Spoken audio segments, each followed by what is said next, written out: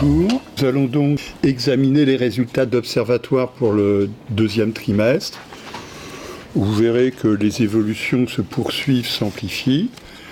Ça ne vous a pas surpris, les taux se sont établis à un niveau plus bas encore, 1,44% en juin.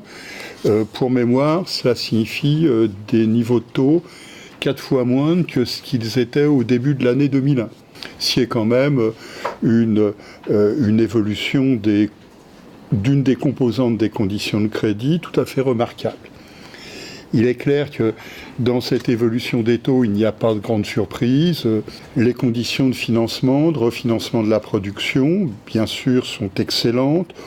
En outre, la concurrence entre les établissements ne s'est pas véritablement atténuée au cours du deuxième trimestre, d'autant que les conséquences de la hausse des prix sur lesquelles on insiste depuis plusieurs mois déjà se sont fait ressentir. Il est clair que face à cette évolution qui est venue déstabiliser la solvabilité d'une partie de la demande, les établissements ont répondu en allégeant les conditions de crédit, en baissant les taux donc, et on le verra, en allongeant encore les durées des prêts qui ont été octroyés.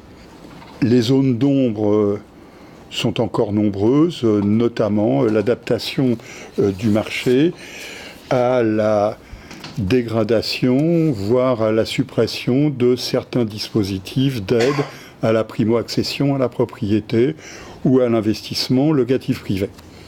Voilà, bon. Dans ce paysage, il est clair que la baisse des taux que l'on constate depuis une année, par exemple, depuis juin 2017, s'est retrouvée sur la totalité des produits phares que l'on suit habituellement. Pour une baisse qui est une baisse de 11 points de base au total, entre juin 2017 et juin 2018, nous avons une diminution des taux qui est de 16 points sur les 15 ans, de 17 points sur les 20 ans, mais qui va jusqu'à 21 points sur les prêts les plus longs, par exemple les 25 ans à taux fixe. Alors, quand on regarde d'ailleurs du côté des durées, on s'aperçoit qu'au deuxième trimestre, on est sur des durées moyennes de 221 mois. Bon. 221 mois, tout confondu, neuf, anciens, travaux.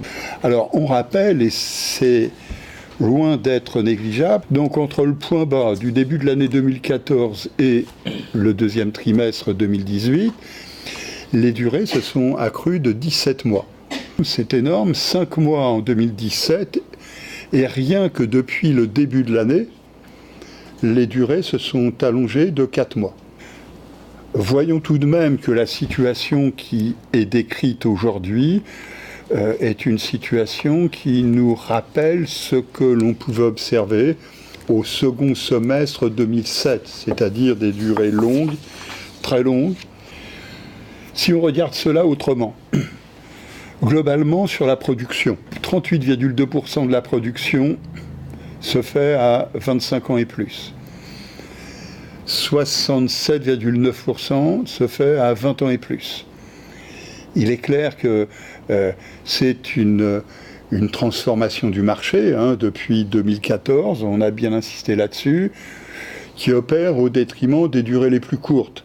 Bon, maintenant, pour bien comprendre ce que cela représente, prenons les clientèles qui sont les clientèles importantes, parce que massivement constituées de primo-accédants, les moins de 35 ans. Au deuxième trimestre, nous sommes à 48,5% de cette classe d'âge qui emprunte à plus de 25 ans. Pour rappel, nous étions, il y a un an à la même époque, à 33,7%. Et si on voulait aller encore plus loin dans l'histoire, au premier trimestre 2014, au point bas de la durée, nous avions 20,5% de cette tranche d'âge qui empruntait à 25 ans et plus. On voit bien l'évolution, elle est tout de même très forte. Cela, à lui tout seul, résume parfaitement ce qui est en train de se passer. C'est clair. Comme je parlais tout à l'heure des conditions de crédit, je parlais des taux et des durées. Et par la suite, nous parlerons aussi des conditions d'octroi des prêts. Compte tenu de cette évolution, nous constatons qu'après quelques années de longue progression, les revenus des emprunteurs semblent progresser plus rapidement. Nous étions par exemple à une augmentation du revenu de 1% en 2015 et en 2016. Nous sommes passés depuis 2 ans à plus de 2% d'augmentation du revenu, 2,2% sur le premier semestre de l'année en glissement annuel. Néanmoins, j'attire votre attention sur un petit détail de l'histoire. Lorsqu'on regarde 2015, l'inflation était à 0%. Lorsque nous regardons le premier semestre 2016, nous terminons avec une inflation qui est à 1,5%. Donc cela signifie que nous avons évidemment un relèvement mécanique nominal de l'augmentation des revenus des ménages qui réalisent. Ce n'est pas pour autant que ces ménages sont fondamentalement plus riches en revenus que ce qu'ils étaient il y a 3 ans ou 4 ans à la même époque. En outre, les coûts des opérations continuent à progresser de 3,1% sur un an. Au global, si on veut résumer cela, nous dirons que le coût relatif des opérations, donc le rapport entre le coût total des opérations réalisées et le revenu des ménages qui réalisent les opérations correspondantes, ce n'est pas un calcul théorique, c'est un fait d'observation. Nous sommes à 4,1 années de revenus. Nous étions au deuxième trimestre 2008, il y a 10 ans de cela, à 3,8 années de revenus. En dépit des conditions de crédit, en dépit de l'effort que les établissements font, nous avons un indicateur de solvabilité de la demande qui continue à reculer. Il continue à reculer, c'est clair, en réponse à la hausse des coûts des opérations.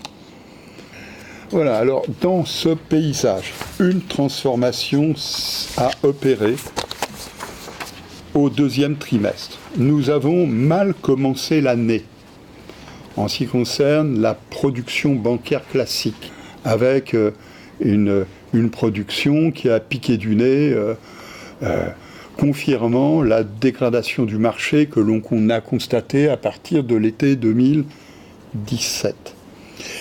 Et puis, nous avons eu une production qui en mai a semblé se ressaisir un peu et en juin a retrouvé un peu plus de vigueur. Nous avons donc finalement une transformation supplémentaire.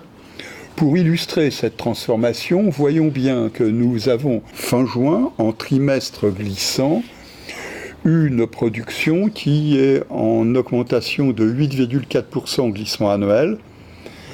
Donc, deuxième trimestre 2018 comparé au deuxième trimestre 2017, et de 2,5% en nombre de prêts.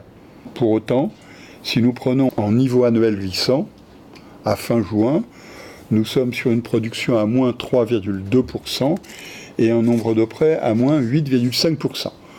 Donc nous avons là une perturbation, entre guillemets. Alors, essayons de la comprendre. Nous savons qu'habituellement, le deuxième trimestre est un trimestre de redémarrage. Donc, effet saisonnier, classique, normal et habituel. Premièrement.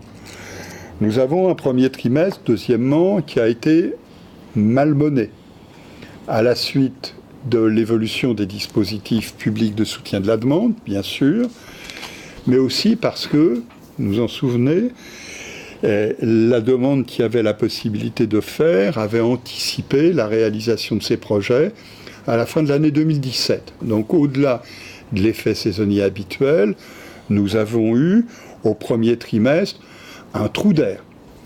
Nous avons peut-être un effet de rattrapage au-delà de l'effet saisonnier. Et puis enfin, cet indicateur nous parle de production bancaire classique. Cet indicateur se fait hors PTZ, hors PCPass. Comprenons bien que PTZ, PCPass, comprenons bien que nous avons donc un premier trimestre qui finalement n'a pas affiché une chute de cette production de PCPass. Pourquoi ? Parce que des opérations qui ont été décidées à la fin de l'année 2017 sont venues à réalisation au début de l'année 2018.